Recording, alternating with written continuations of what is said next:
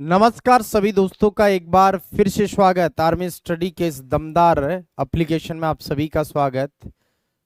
आजो भी फटाफट सभी का स्वागत। तो रक्षाबंधन का जो पर्व है आपने अच्छे से मना लिया होगा और उम्मीद है अब वापस जुड़ चुके हैं, क्योंकि आगे अब 15 अगस्त भी आने वाला है।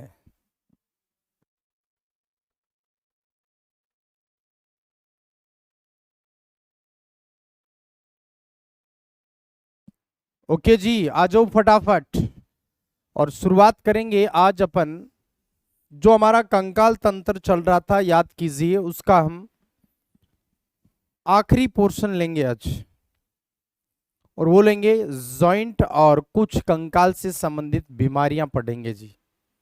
सभी को गुड मॉर्निंग, राधे राधे, नमस्कार, जय हिंद। ठीक है ना। रक्षाबंधन आपने सबने अच्छे से मनाया होगा और अब वापस से अपनी पढ़ाई पर वापस ध्यान दीजिएगा। ठीक है, तो 2 दिन अवकाश रहा होगा, जिसके अंदर कईयों ने अपनी पढ़ाई को भी ध्यान में रखा है। पीछे जो रह गए थे वापस बराबर भी आ चुके हैं। चलिए, तो आज अपन स्टार्ट करते हैं। आज ये कंप्लीट हो जाएगा भाई कंकाल, है ना। और आज अपन बात करेंगे वो है जॉइंट्स की बात करेंगे हम। जॉइंट, संधि जिसको हम बोलते हैं।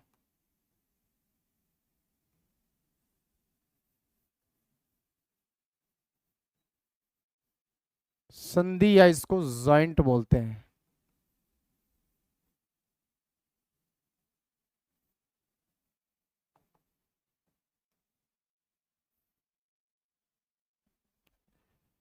है ना। तो देखिए दोस्तों, जॉइंट को हिंदी में बोलते हैं संधि। और ये जॉइंट जो है ये 2 टाइप के होते हैं जी। जॉइंट कितने टाइप के होते हैं? जॉइंट 2 टाइप के हैं।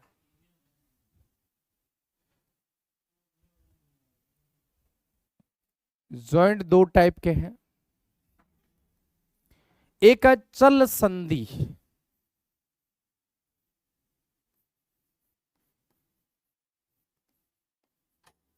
इसको है ना इंग्लिश में आप मोटाइल जॉइंट कह सकते हो।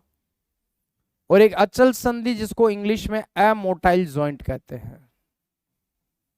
अचल संधि। देखो, चल संधि और अचल संधि जॉइंट, ठीक है।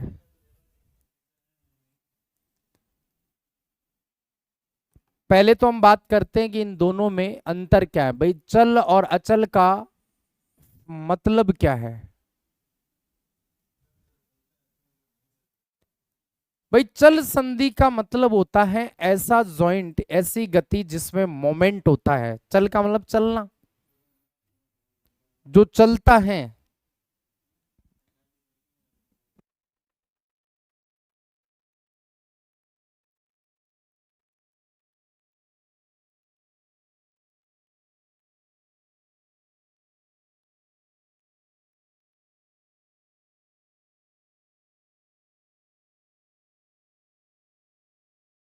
चल संधि का मतलब होता है जिसके अंदर गति संभव है। गति का मतलब मोमेंट, जिसमें गति संभव है वो चल संधि है। और में जिसमें गति असंभव है उसको हम अमोटाइल या अचल संधि कहते हैं। भाई एस संधि का मतलब जॉइंट, जहां 2 हड्डियां जुड़ती हैं वो जॉइंट होता है। ठीक है ना। तो जिन जॉइंट में हड्डियों के, जिन जॉइंट के अंदर मोमेंट होता है, हिलता डुलता है, उसको हम चल संधि कहेंगे। और जिनमें मोमेंट नहीं होता है उनको हम अचल संधि कहेंगे। सबसे पहली बात तो चल और अचल का मीनिंग क्या है वो अपन को ध्यान रखना है जी। अब हम बात करेंगे कि जो चल संधि है वो, दोस्तों ध्यान रखना, चल संधि जो है वो 2 टाइप की होती है। पहले मैं आपको ये बता दूं कि जिनमें मोमेंट बिल्कुल भी नहीं होता वो कौन से जॉइंट है। तो इसमें दो जॉइंट आएंगे, पहले मैं इसके आपको एग्जाम्पल बता देता हूं कि ऐसे कौन से जॉइंट है जिनमें मोमेंट बिल्कुल भी नहीं होता, बिल्कुल भी हिल डुल नहीं सकते। तो एक तो है, ध्यान रखना, जो कपाल की हड्डियां हैं, कपाल जिसको इंग्लिश में हम बोलते हैं क्रेनियम की अस्थियां,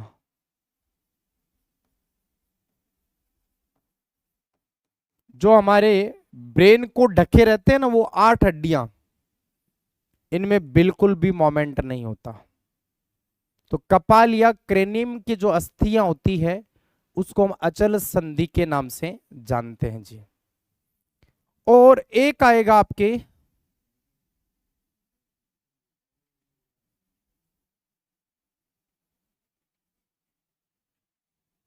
एक तो ये हो गया, दूसरा पसलियां व स्टर्नम की अस्थियां।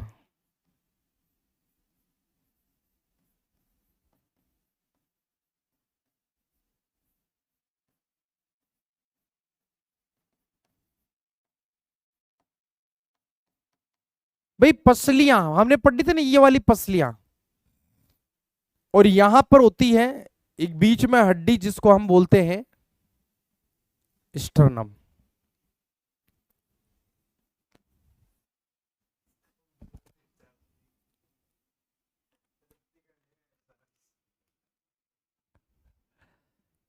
यहां होती है स्टर्नम, और इधर पसलियां जो आपस में जुड़ी होती है, ठीक है ना। इस जॉइंट में भी आप देख लो, पसलियां ऊपर नीचे थोड़ी होती है, नहीं होती है। अब आते चल संधि के अंदर, जिसमें मोमेंट होता है, इसमें भी दो टाइप के जॉइंट है। चल संधि भी दो टाइप की होती है, मतलब इसमें भी दो टाइप के हम जॉइंट पढ़ने वाले हैं। इसमें दो टाइप के जॉइंट देखो कौन से हैं।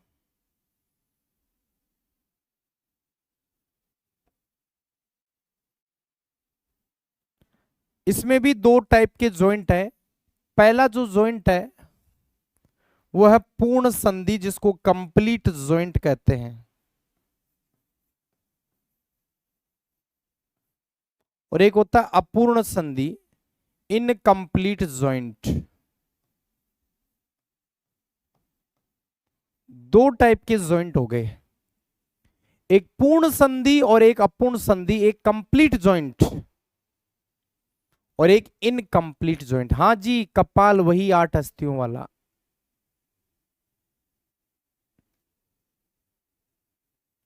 ठीक है, ये ध्यान रखना है आपको सबसे पहली बात।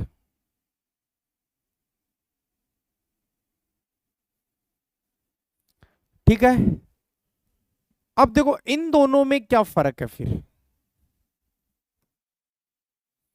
पूर्ण संधि और अपूर्ण संधि में क्या फर्क है।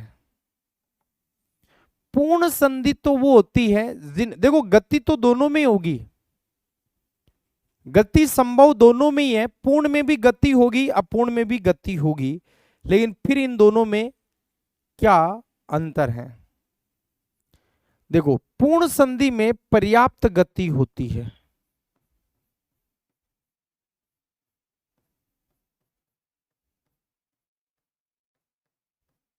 इसके अंदर पर्याप्त गति होती है, मतलब जितना मोमेंट होना चाहिए उतना मोमेंट इसमें होगा।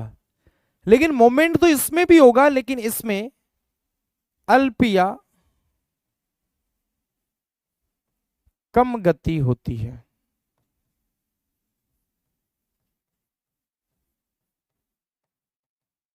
इन दोनों में ये फर्क है। एक बार वापस देखो, हमारे शरीर में दो टाइप के जॉइंट है। एक जॉइंट तो वो है जिनमें गति होती है, आराम से मोमेंट होता है, उसको चल संधि कहते हैं। और एक वो होता है जिनमें गति असंभव है, कोई चांस नहीं है गति का, मोमेंट बिल्कुल नहीं होगा। ऐसी गति को हम अचल संधि के नाम से जानते हैं। और ऐसे शरीर में ये दो टाइप के जॉइंट आते हैं। एक कपाल क्रेनियम जो हमारे ब्रेन में 8 हड्डियां होती है ना, वो 8 हड्डियों वाला ये अचल संधि कहलाएगा। इसके अलावा जो पसलियां और स्टर्नम वाला ये जॉइंट है, इसमें भी मोमेंट नहीं होगा, है ना। हाँ जी मदन सिंह, बिल्कुल कोई बात नहीं। चश्मा तो इसलिए लगा लिया बोर्ड से भाई, थोड़ा सा आंखों को प्रोटेक्शन मिल जाए, है ना, आंखों पे थोड़ा सा इफेक्ट कम पड़े। आप लोग भी पढ़ते हो तो ऐसा चश्मा बनवा लीजिए जिससे आपकी आंखें है ना सुरक्षित रहे, कमजोर नहीं हो। हमारी आंख वैसे तो 6x6 है, हमारे नजर का नहीं है, हमारे तो सिर्फ प्रोटेक्शन के लिए है।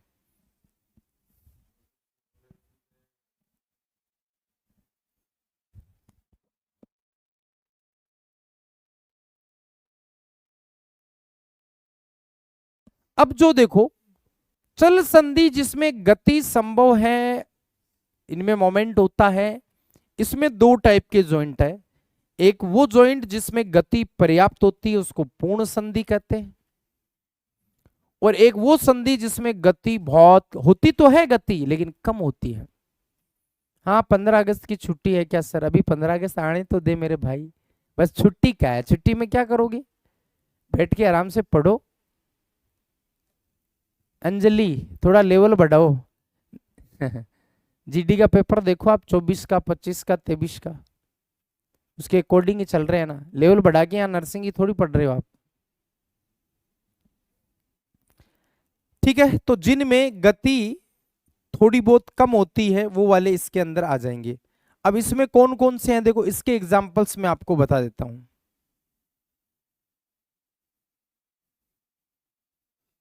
इसके मैं आपको एग्जाम्पल्स देता हूं। पहला एग्जाम्पल, कशेरुक दंड।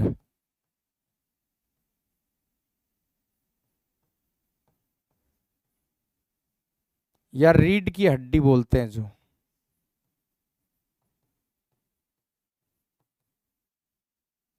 की जो अस्थियां हैं, इनका जॉइंट जो है, इनमें मोमेंट होता है। जैसे हमारे पीछे ना रीढ़ की हड्डी है, इसमें छोटी छोटी कशेरुका है, इनमें इतना मोमेंट नहीं होता, बहुत थोड़ा बहुत होता है, इसलिए इसको इसमें रखा है। ऐसे ही कमर में 3 हड्डियां होती हैं, इलियम, इस्चियम,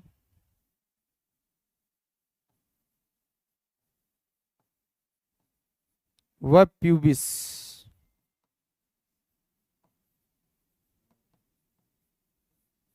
का जोड़। इलियम, इशियम, प्यूबिस, ये अपने कमर की हड्डियां होती है।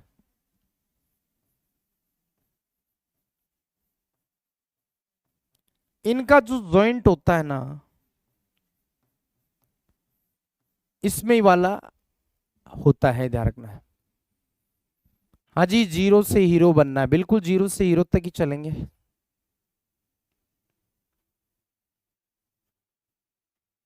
हाँ नॉर्मल वाला चश्मा ये है। पिछले चैप्टर को कैसे हैंडल करूं, आज ही लाइव लिया है। पिछले चैप्टर को जब टाइम मिलता है तो उसको पढ़ो आप, ठीक है। और ये पढ़ेंगे हम दोस्तों अब अलग से कि जो कंप्लीट जॉइंट होते हैं, ये वाले 5 टाइप के होते हैं।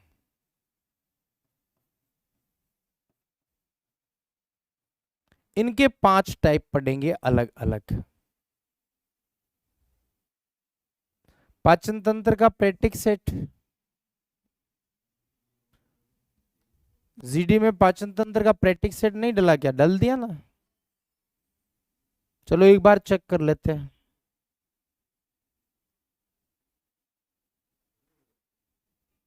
पाचन तंत्र का प्रैक्टिक सेट डला हुआ है भैया ना, जहां टॉपिक पूरा हुआ उसके नीचे देखो आप, मिल जाएगा आपको। अब अपन कंप्लीट जॉइंट पूर्ण संधि पढ़ेंगे, ये 5 टाइप की कौन कौन सी होती है।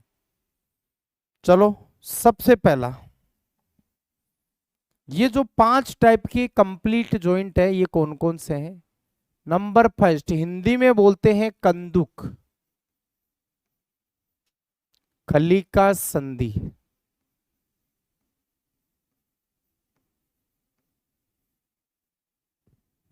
कंदुकखली का संधि,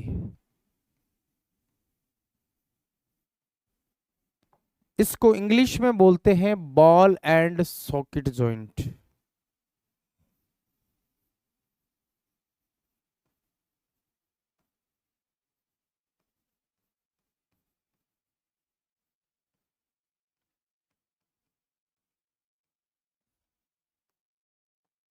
ball and socket joint English में बोलते हैं इसको।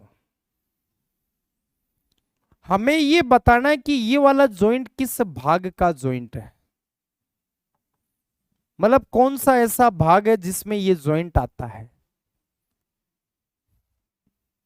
नोट साथ में मत बनाओ, बाद में आपको पीडीएफ मिल जाएगा तब।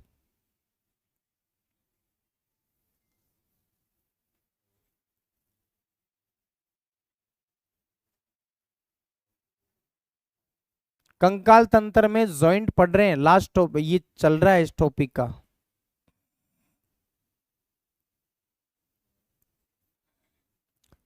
नर्सिंग का भी मॉडल पेपर स्टार्ट करेंगे, अभी एग्जाम आने दो धीरे धीरे, अभी पहले चैप्टर कवर करो तब अपन प्रैक्टिस सेट करेंगे। कंदुकखली का संधि, बॉल एंड सॉकेट जॉइंट। दोस्तों देखो, एक हड्डी बॉल की तरह गोल होती है और एक सॉकेट का मतलब होता है प्याला, एक प्याले के जैसे और एक ऐसे गोल होती है, इसमें ऐसे घूमती है वो हड्डी। इस जॉइंट को हम बोले, इसमें दो टाइप के जॉइंट आएंगे, एक तो कंधे का हाथ के साथ। अब कंधे की मेखला हम पीछे पढ़ के आए हैं, अंश मेखला बोलते हैं। तो अंश मेखला हाथ की कौन सी हड्डी है, ह्यूमरस, इससे जुड़ा हुआ है। मतलब ये वाला जॉइंट है ना, ये देखो मैं हाथ लगा रहा हूं, ये वाला, ये कंधा और ये आ गया हाथ, कंधे को बोलते हैं अंश मेखला और ये हड्डी है ह्यूमरस। ये जो जॉइंट है ना, इसके अंदर अपन ऐसे घुमाते हैं तो ऐसे सॉकेट में ऐसे हड्डी घूमती है। ऐसा ही एक जॉइंट और है इसी के अंदर, और वो है कूल्हे का। कूल्हा आता है श्रोणी मेखला में।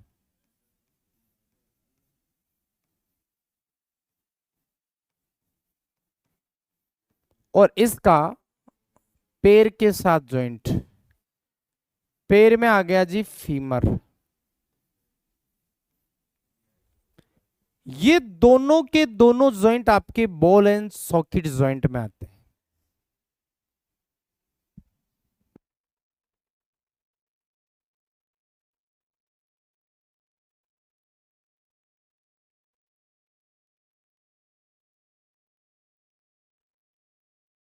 ठीक है, एक तो हो गया ये वाला जॉइंट। नंबर 2, दूसरा जॉइंट हिंज या कब्जा संधि। हिंज इंग्लिश शब्द है, हिंदी में बोलते हैं कब्जा।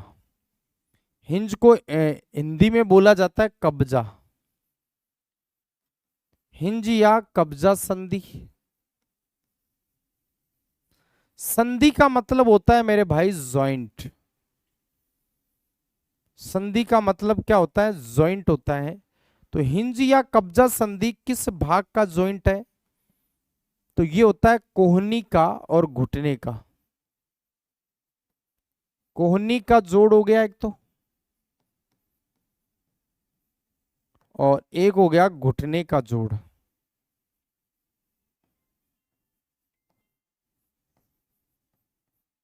का जोड़, एक कोहनी का जोड़, एक तो हो गया ना ये कोहनी वाला ये जॉइंट, और एक घुटने वाला हो गया जॉइंट।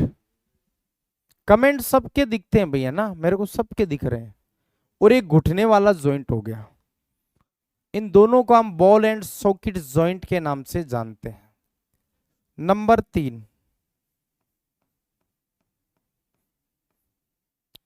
नंबर 3 पे आता है ग्लाइडिंग संधि।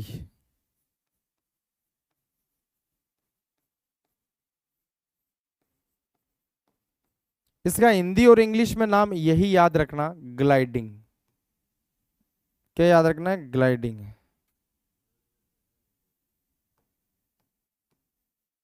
ग्लाइडिंग संधि। और ग्लाइडिंग संधि है ये आपके कलाई का जोड़ है।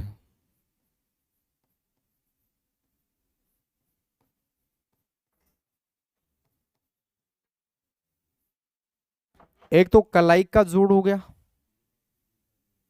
एक हो गया टखने का जोड़।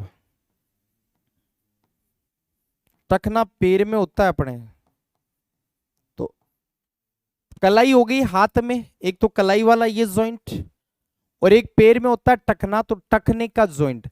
आपको सवाल क्या पूछेगा, ग्लाइडिंग संधि किस भाग का जोड़ है, तो ग्लाइडिंग संधि हम कहेंगे जी या तो कोहनी का या घुटने का जॉइंट है। चलो चेक करेंगे भाई उसको ना।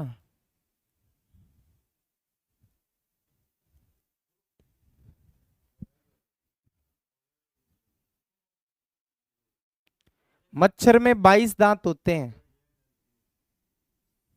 ओके, इसके अलावा नंबर 4,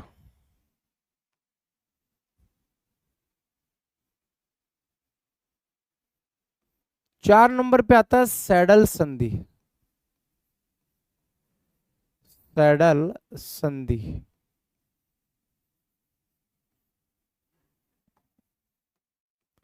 सैडल संधि जो होता है ये दोस्तों एक अलग ही जॉइंट है अंगूठे का, चाहे वो हाथ का हो चाहे वो पैर का हो,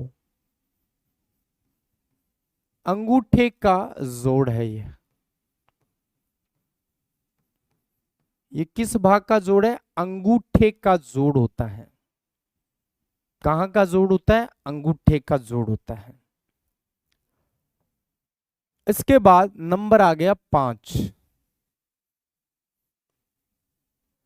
5 नंबर पे आ गया, वो आएगा आपके, या तो आप कहोगे हिंदी में खूंटी। खूंटी अगर आप हिंदी में नहीं कहो तो हिंदी में एक नाम और आता है धुराग्र।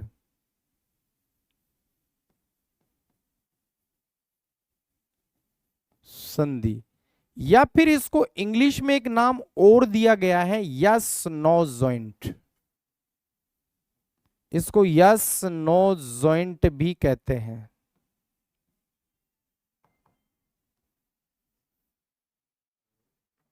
अब ये कौन से भाग का जोड़ है भाई, तो देखो कई बार अपन को कोई काम के लिए बोलते हैं तो हम बिना बोले ऐसे अपने गर्दन से इशारा कर देते हैं। कैसे, आपसे कोई कह दिया कि भाई ये काम करना है क्या, तो आप ऐसे करते हो, कई बार ऐसे करते हो। ये यस और ये हो गया नो। अब ये कहां से हिल रहा है, ये यस ये नो, तो ये यहां से हिल रहा है ना, इसको बोलते हैं गर्दन का जोड़, इसलिए इसको यस नो जॉइंट बोलते हैं। ये गर्दन का जोड़ है तो इसलिए इसको यस नो जॉइंट कहा जाता है। शरीर की सबसे बड़ी मांसपेशी ग्लूटियस मैक्सिमस है और लंबी मांसपेशी सार्टोरियस है। तो ये दोस्तों हो गए आपके प्रमुख प्रमुख जॉइंट।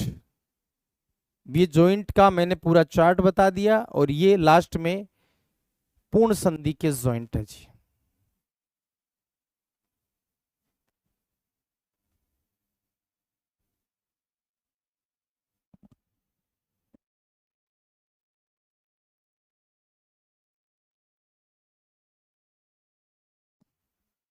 लड़कियों के लिए WMP है ना अलग से, वो लगाओ आप।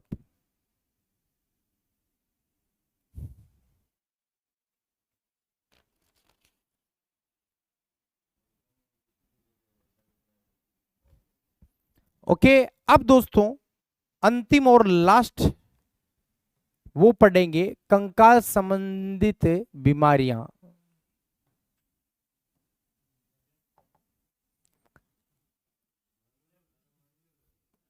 कंकाल तंत्र से संबंधित बीमारियां से संबंधित रोग या बीमारी।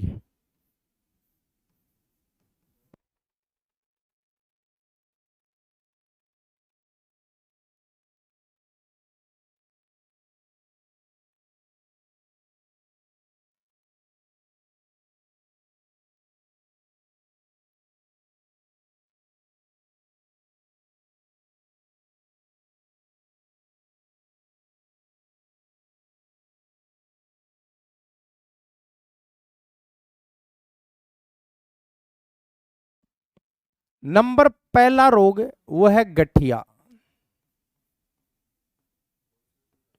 गठिया जिसको गाउट भी बोलते हैं इंग्लिश में,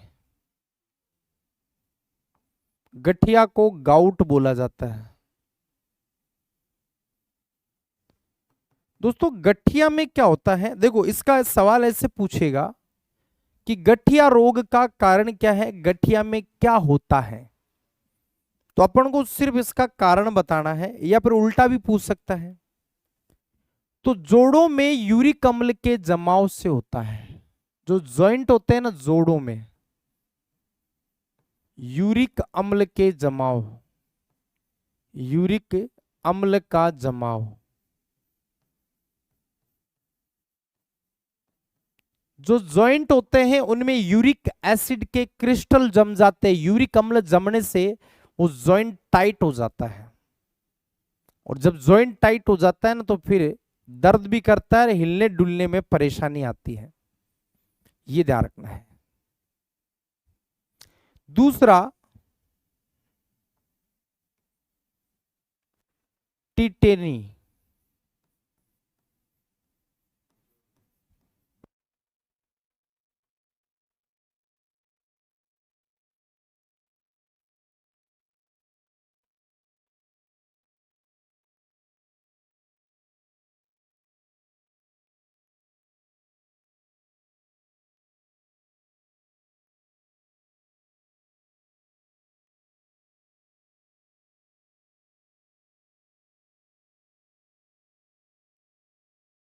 अपतानिका बोलते हैं इसको हिंदी में, अपतानिका। इसका रोकथाम क्या है, रोकथाम क्या है भाई, डॉक्टर परामर्श ये रोकथाम, ये कुछ सर्दी जुकाम तो है नहीं कि इनकी टैबलेट लेनी पड़ेगी। डॉक्टर परामर्श करो, कईयों में ऑपरेशन होता है, कईयों में मेडिसिन देता है, और कईयों में क्रिटिकल होता है तो फिर वो परमानेंट ही पड़ा रहता है ना। तो वो अब टिटेनी की बात करें, टिटेनी में क्या होता है, टिटेनी एक हार्मोनल बीमारी अगर वैसे देखा जाए तो टिटेनी में वैसे कैल्शियम की क्या आ जाती है, कमी आ जाती है ना, कैल्शियम की क्या हो जाती है, कमी।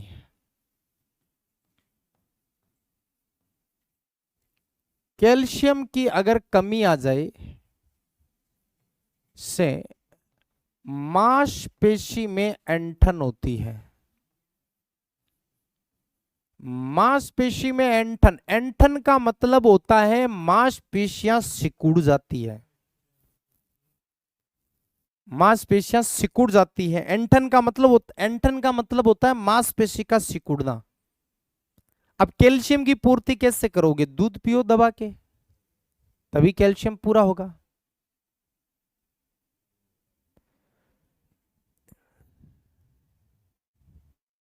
इसके बाद में आता है नंबर 3, जो आपके आर्मी के एक बार एग्जाम में आ चुका है, ओस्टियोआर्थराइटिस। ओस्टियोआर्थराइटिस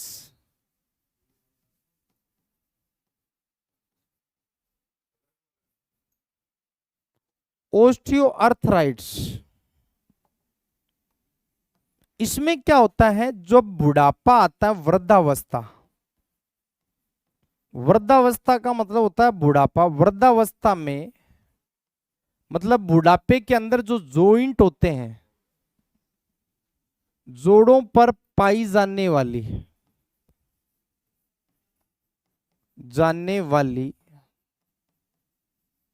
झिल्ली में क्या आ जाती है, सूजन।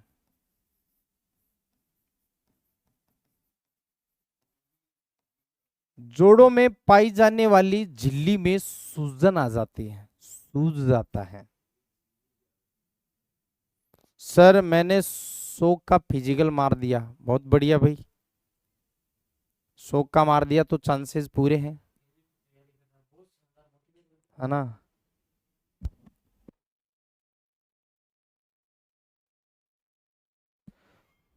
अब देख लो एक भाई है जिसने 100 का फिजिकल मार दिया और फिर भी देख लो नए बैच के साथ जुड़ा हुआ है। यही तो है ना कि जब तक मंजिल नहीं मिलती है तब तक अपना संघर्ष जारी रहेगा, जब तक तोड़ेंगे नहीं तब तक छोड़ेंगे नहीं। 100 का फिजिकल मार दिया, अभी मेरिट आना बाकी है, फिर भी बंदा तैयारी में जुटा हुआ है। तो ये हौसला ये होना चाहिए सबके साथ, है ना। सफलता एक दिन में नहीं, एक दिन अवश्य मिलती है, लेकिन उसके लिए आपका जोश और जुनून जज्बा इस तरीके का होना चाहिए कि जब तक नंबर नहीं आएगा तैयारी नहीं छोड़ेंगे किसी भी हालत में। चलिए आगे बढ़ते हैं। नेक्स्ट, ओस्टियोमाइलाइसिस एक बीमारी आती है। उससे पहले मैं आपको छोटी छोटी 2-3 बीमारियां और बताता हूं। रिकेट्स, और एक आता है ओस्टियोमेलेशिया।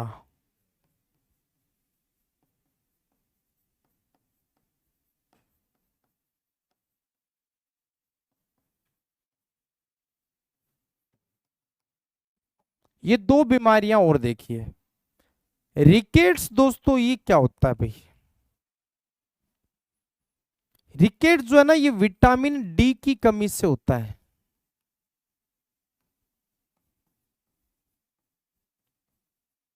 विटामिन डी की कमी से बच्चों में हड्डियां कमजोर हो जाती है।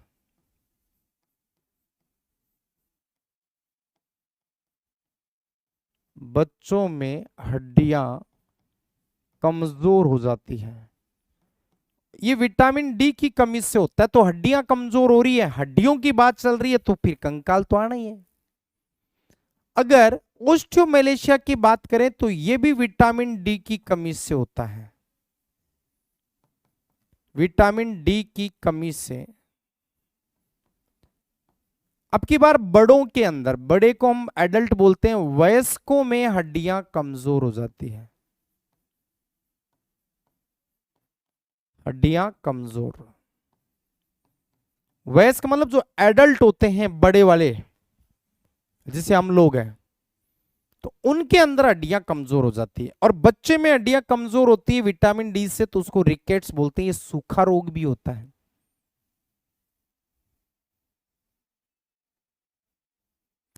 इसके बाद आता है ओस्टियोपोरोसिस, एक बीमारी आती है ओस्टियोपोरोसिस।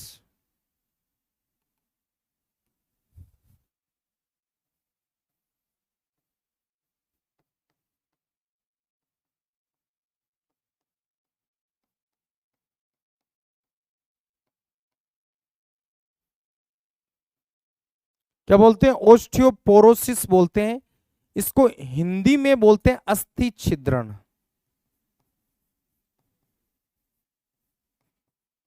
अस्थि छिद्रण, अस्थि छिद्रण का मतलब होता है, अस्थि का मतलब हड्डी, छिद्रण का मतलब छेद होना। तो हड्डियों में छेद हो जाता है। विटामिन डी किस में मिलता है? देखो, विटामिन डी का वैसे तो प्रमुख स्रोत होता है सूर्य का प्रकाश, लेकिन बाकी दूध है, अंडा है, हरी सब्जियां, इन सब में मिलता है। विटामिन पढ़ेंगे तब मैं आपको डिटेल से बताऊंगा, पहले 8 तंत्र पढ़ लेते हैं। ये दोस्तों ध्यान रखना, एक हार्मोन है, उसकी कमी से होता है। पीटीएच, इसको बोलते हैं पैराथायराइड हार्मोन।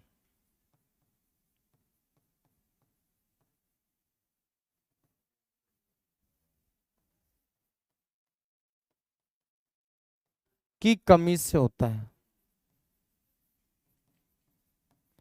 और एक और कारण है, अगर महिलाओं में स्पेशली अगर हड्डियों में छेद हो रहा है, हड्डियां कमजोर हो रही है, सूख सूख के हड्डियां टूट रही है, तो ये महिलाओं में एक कारण ये भी हो सकता है, एस्ट्रोजन हार्मोन की कमी से भी हो सकता है।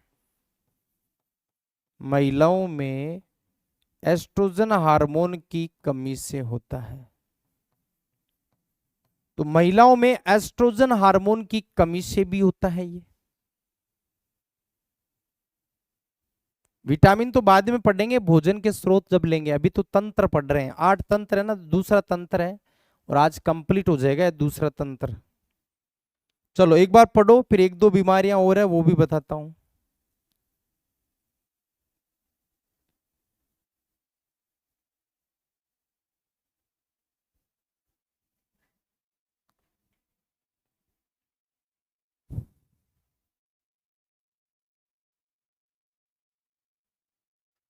ओके, तो गठिया हो गया जोड़ों में यूरिक अम्ल के जमाव से। टिटेनी में कैल्शियम की कमी से मांसपेशियों में ऐंठन हो जाती है। ओस्टियोआर्थराइटिस वृद्धावस्था में जोड़ों पर पाई जाने वाली झिल्ली में सूजन आ जाती है। रिकेट्स विटामिन डी की कमी से बच्चों में हड्डियां कमजोर हो रही है। इसके अलावा ओस्टियोमेलेशिया विटामिन डी की कमी से वयस्क में हड्डियां कमजोर। ओस्टियोपोरोसिस अस्थि छिद्रण, पीटीएच या पैराथायराइड हार्मोन की कमी से इसमें भी हड्डियां टूट टूट के बिखरती है।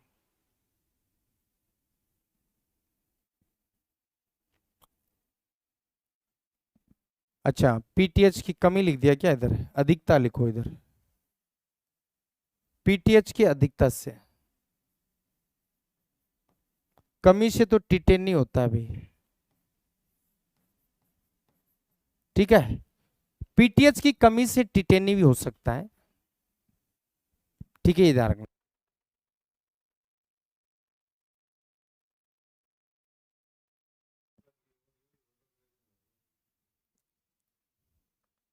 क्वेश्चन कैसे पूछेगा? क्वेश्चन ये पूछेगा कि निम्न में से किस रोग में, निम्न में से किस रोग में हड्डियां बिखरने लगती है टूट टूट के? तो आप कहोगे ओस्टियोपोरोसिस। आपसे कहेगा गठिया का मेन कारण क्या है? तो आप कहोगे यूरिक अम्ल का जमाव। आपसे ये कहेगा कि टिटेनी रोग किसकी कमी से होता है? कैल्शियम की कमी से होता है, और उससे मांसपेशियों में ऐंठन होती है। इस टाइप से सवाल पूछेगा। चले आगे।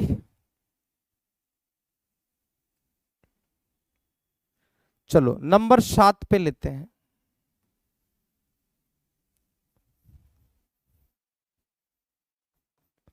ओस्टियो, देखो जहां ओस्टियो शब्द आ जाए ना वहां हड्डियां होगी। ओस्टियोमाइलाइसिस, माइलाइसिस,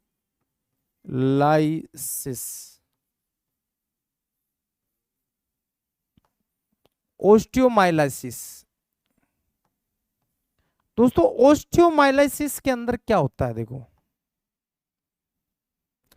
ये एक बैक्टीरिया के इन्फेक्शन से होता है, और उस बैक्टीरिया का नाम है, मतलब इस रोग का अगर हमसे कारण पूछ ले, इस रोग का अगर हमसे कारण पूछे तो कारण क्या है? कारण है एक बैक्टीरिया के इन्फेक्शन से, स्ट्रेप्टोफाइलोकोकस,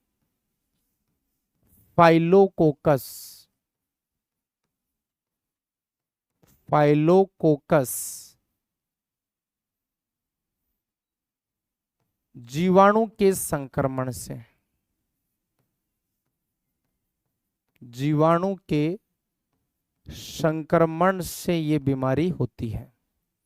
स्ट्रेप्टोफाइलोकोकस जीवाणु के इन्फेक्शन से ओस्टियोमाइलाइसिस नाम की बीमारी होती है। और इसमें होता क्या है? इसके अंदर हड्डियों में दर्द होता है। इसमें क्या होगा? हड्डियों में दर्द होता है। ये आपको बस ये कारण पूछ सकता है कि स्ट्रेप्टोमाइलाइसिस का कारण क्या है, तो इसका कारण है स्ट्रेप्टोफाइलोकोकस जीवाणु का संक्रमण। चलिए नंबर लास्ट बीमारी है जिसका नाम है, 8 नंबर लेते हैं हम, और इसका नाम है ओस्टियोमाइनेलियस। ये ओस्टियो शब्द आते ही देखो सीधा सवाल बनता है, माइनेलियस, ओस्टियो माइनेलिस, माइनेलियस ग्रेविस।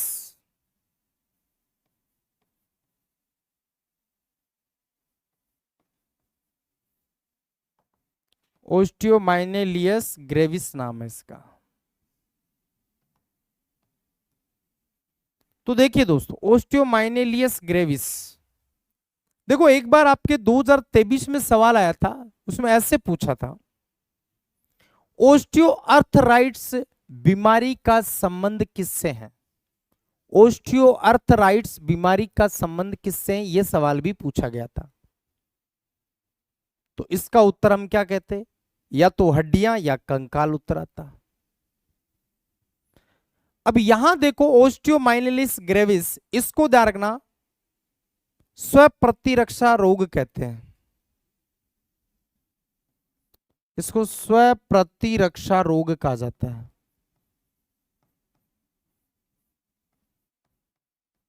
इसको स्व प्रतिरक्षा रोग, स्व प्रतिरक्षा रोग का मतलब इसके अंदर जो रोगों से बचाने वाला तंत्र है वही खुद ही हड्डियों को नष्ट कर रहा है। अब भाई अगर रक्षक ही भक्षक बन जाए तो फिर मतलब ही क्या है।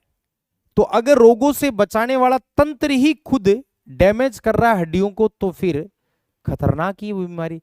तो आपसे ये पूछ सकता है कंकाल तंत्र का या हड्डियों का स्व प्रतिरक्षा रोग किसे कहा जाता है, तो उत्तर आएगा ओस्टियोमाइलिस ग्रेविस का। इसमें क्या होता है, जो प्रतिरक्षा तंत्र है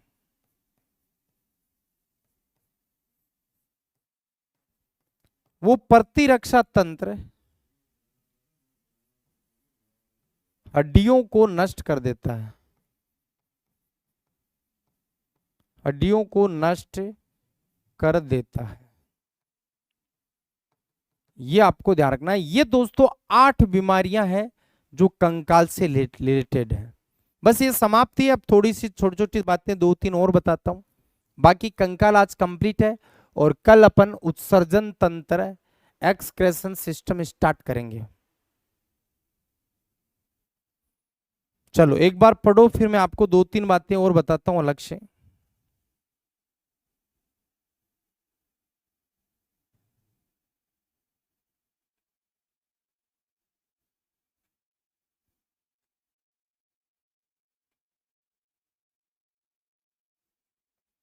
चलिए 2-3 बातें हैं वो भी मैं आपको बताता हूं।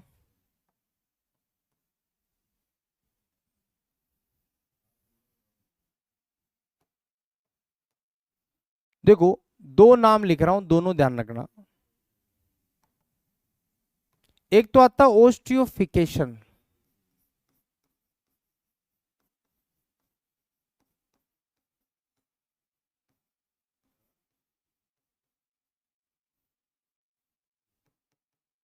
और एक आता ओस्टियोप्लास्टी।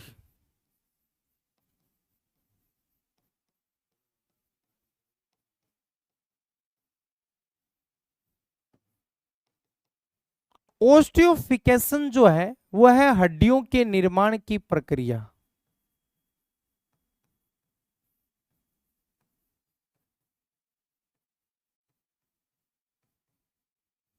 हड्डियों के निर्माण मतलब हड्डियां जो बनती है उन हड्डियों के निर्माण की जो प्रोसेस होती है, प्रक्रिया को इंग्लिश में बोलते हैं प्रोसेस।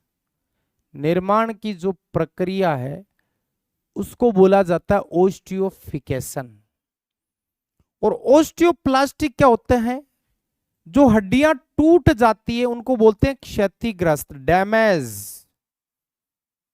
क्षतिग्रस्त हड्डियों को ठीक करने की विधि है, ठीक करने की विधि है।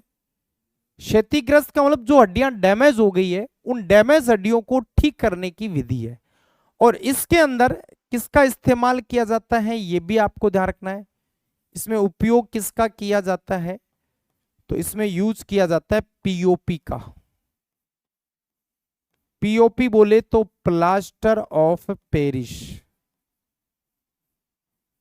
प्लास्टर ऑफ पेरिस, इसमें पीओपी का इस्तेमाल किया जाता है, प्लास्टर ऑफ पेरिस। और इसका सूत्र होता है CaSO4.12H2O। ये पीओपी का फॉर्मूला होता है, ये आपको ध्यान रखना है।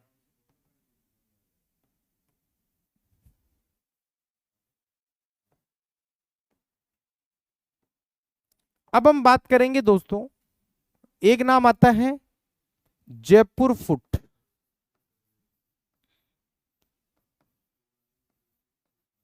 ये जयपुर फुट क्या है, देखो यहां एक शब्द से आपको अर्थ पता चल रहा होगा। जयपुर तो भाई एक शहर है, राजस्थान की कैपिटल सिटी है, राजधानी है। फुट का मतलब होता है पेड़, तो हम ये कह सकते हैं यह एक कृत्रिम पेड़ का नाम है। यह एक कृत्रिम पेड़ है, मतलब आर्टिफिशियल फुट है ये, जिसका निर्माण किसने करवाया था?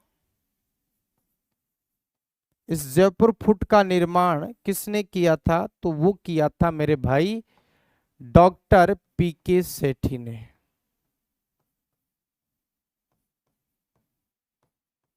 डॉक्टर पीके सेठी ये जयपुर के निवासी थे, इसलिए इन्होंने नाम रख दिया जयपुर फुट। ये आपको ध्यान रखना है। इसके अलावा दो तीन बातें हैं, वो आपको मैं इधर अलग से लिख देता हूं, वो भी पढ़ लेना। एक तो ये कि मांसपेशी का लाल रंग किसकी वजह से होता है?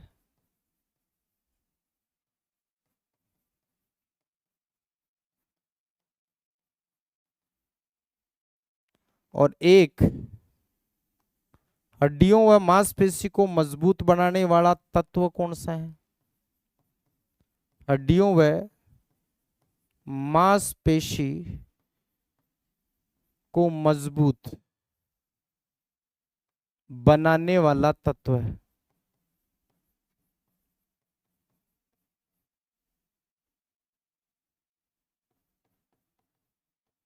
इसके अलावा एक और ध्यान रख लेना जी, ब्लड का लाल रंग होता है हीमोग्लोबिन से, इससे नहीं होगा, ये ध्यान रखना है। एक कशेरुका का आता है, सबसे बड़ी कशेरुका का क्या नाम है अगर पूछ ले?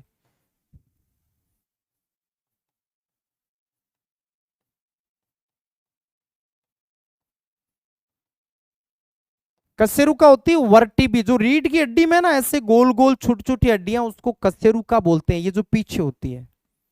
मांसपेशी का लाल रंग मायोग्लोबिन के कारण होता है, ठीक है।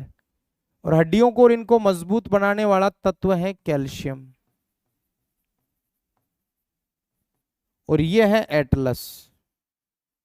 इसका नाम है एटलस, जो गर्दन में पाई जाती है यहां पर। तो ये था दोस्तों अपना कंकाल जो कंप्लीट होता है। कल लेंगे हम उत्सर्जन तंत्र, और इसका प्रैक्टिस कल शाम तक डल जाएगा जी। ओके, चलिए, जय हिंद, जय भारत।